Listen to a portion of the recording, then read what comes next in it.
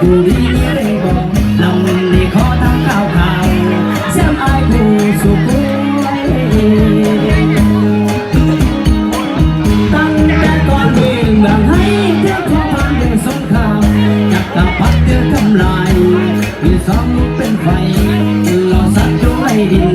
ยักษ์ทิ้งอยู่ในน้ำทุกนากำนำระเบิด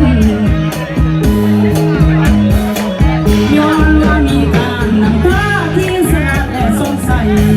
ของพักไปเจียจนปฏิวัติลาวเกกาพาสังกัดกองทัพเกิดพอไปเจียจนโอ้ลุงพลแอบขอจับพัดสักดีนะนายเวียนให้ก้าวสู่สันติภาพรับเอกาลาภาษาที่ปาไตยเราเนื้อไตกาพาพัฒนาทักจะต้องเดินสานสา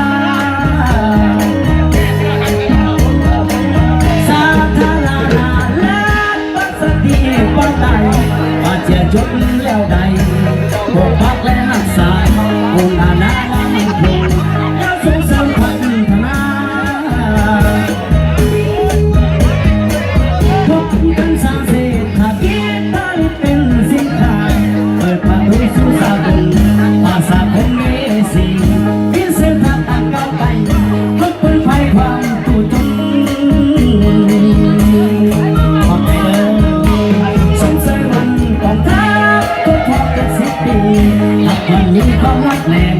ดังกันเมื่อและแนวคิดเป็นภาวิธีก้าวหน้าเปิดแบบแผนทางสติเปิดความกายสู่สากลประสิทธิผลรักประกันตำรวจเฮาหมวดเสียงทุกคำคืนนอนหลับตาในสร้างสรรค์พัฒนาสังคมยังสุขสมในสำราญทั่วถิ่นฐานลาวอีกไหลก้าวเดินไปไม่หยุดยั้งพอได้มาถึงนี้อันดังก็เรียกว่าขอไว้พรในทุกทานทั้งทหารและทุกเหล่า